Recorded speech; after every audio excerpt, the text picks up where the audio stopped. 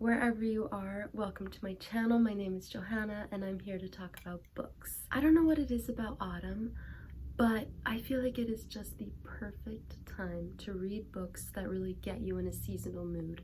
Leaves are falling, crinkling on the ground, rain is pattering against the window, you're cozy in your sweater, you've got your tea, you've got your best coziest blankets, and all you want is to just curl up and read all day. And I just think there's no better time to do that. And part of getting into the fall spirit is, of course, indulging our deepest, darkest desire to read horror. All things horror, which is actually one of my favorite genres. I think there is something so magical and fun about Halloween, and I just celebrate it all month long by watching scary movies, playing fun horror games, going to haunted houses. I just love it so much, and part of that is, of course, reading creepy, spooky, dark books that really set the tone for the month. So I have a stack of books here for anyone who is like me and loves to go all out for October. These are creepy, they're spooky, they're dark, they are not to be read without the safety of a blanket to protect your toes from monsters, and they are just the perfect way to get into the spooky Halloween mood. Grab your coziest blanket, cuddle up on the couch, make yourself a cup of something nice, warm, and comforting, and come and join me for a list of recommendations. Without further ado, here it is.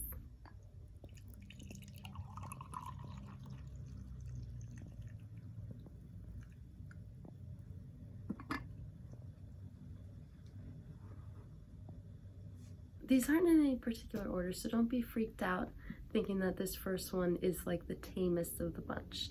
I would not say that by any stretch. This one was just the first one that I needed to recommend because I love it so much, and that is Uzumaki by Junji Ito. Now, this looks like a huge book. It is a graphic novel. It doesn't sound that scary when you talk about it. It's about a spiral that starts haunting this town in Japan. But trust me, it's really freaky, and you'll understand that when you see some of the drawings in this book. Some of them you might even recognize.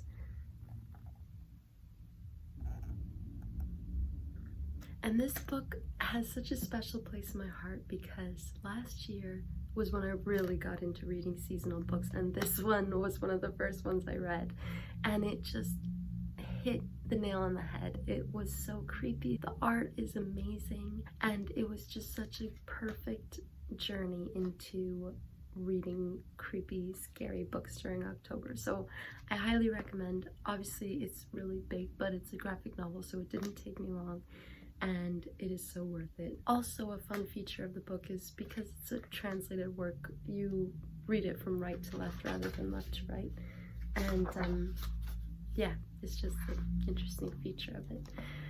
It's so good, I highly recommend. So obviously I said these are not in order of scariness. They're kind of, I guess, in order of how much I love them, except that I would say this next one I love even more than Uzumaki. It's one of my favorite books that I've read this year, and I thought that it was a perfect book to read during the spooky month of October, and that is Our Wives Under the Sea by Julia Armfield. This one is very light horror, so if you were freaked out by Uzumaki, you might like this one. I am obsessed with the writing, the story, the magical realism element, and I think the whole tone and vibe makes it a perfect book to read during October. This is a really unique story, I think, about a woman called Leah who returns from a underwater deep sea mission where something has gone wrong, and there's a clear disconnect between her and her wife Miri, and the story slowly unravels and you get flashbacks to Leah's time underwater as things are sort of developing and escalating in their home, and it's just a very like slow burning mystery. I recommend this one for people who maybe don't want the scariest book on the shelf, but something a bit creepier, maybe mysterious, For those people, this would be a really good option. Also, I'm just obsessed with this cover, and the edition I have has this amazing marbling on it, and ugh, I can't get enough of it. Love it so much. One of the best books I've read in 2023, I highly recommend. Next up, we have a double billing, if you will. Two books I decided to put together because they are both short story collections. So we have The Dangers of Smoking in Bed and Things We Lost in the Fire by Mariana Enriquez. Look at those covers. That was definitely what led me to buy these in the first place. First, I got The Dangers of Smoking in Bed because I just couldn't get enough. And then later I saw this one as well, so I was like, I have to have both. And I actually think I prefer Things We Lost in the Fire. They're very similar, and maybe if I read this one second, I would prefer it. Who knows? I just think they are both really good. I'm not going to pretend I'm an expert on the political situation in Argentina, which does seem to play an important role in a lot of these stories, but I think the way she's able to fuse this political commentary in with these extremely creepy stories is really well done. Now, these I would not recommend for the faint of heart because they can get a little dark. There's definitely disturbing elements, so if you're gonna delve into them, you have been warned. There were definitely a few stories in here that made me skittish on my way to the bathroom in the night. And there are so many different types of stories with all kinds of different characters. I think best summed up by the blurb on the back. These stories follow the wayward and the downtrodden, revealing the scars of Argentina's dictatorship and the ghosts and traumas that have settled in the minds of its people. They are described as Gothic stories, if that tells you anything. And here we have lucid and darkly poetic, unsettling and otherworldly. These tales of revenge, witchcraft, and fetishes are a masterpiece of contemporary Gothic and a bewitching exploration of the dark inclinations that threaten to lead us over the edge. Really good. This next one is also definitely not for the faint of heart, and funnily enough, is also by an Argentinian writer, and that is Tender as the Flesh by Agustina Bazterrica. This novel is set in a world where a virus has swept the globe and animal meat can no longer be consumed, so special meat is now on the menu, and you've guessed it, it's human meat. It's disgusting, okay? It is disgusting to read about some of the practices in this book. I mean, it's even more disgusting to think of the way we implement these practices with animals today, which I think is an important takeaway from this book.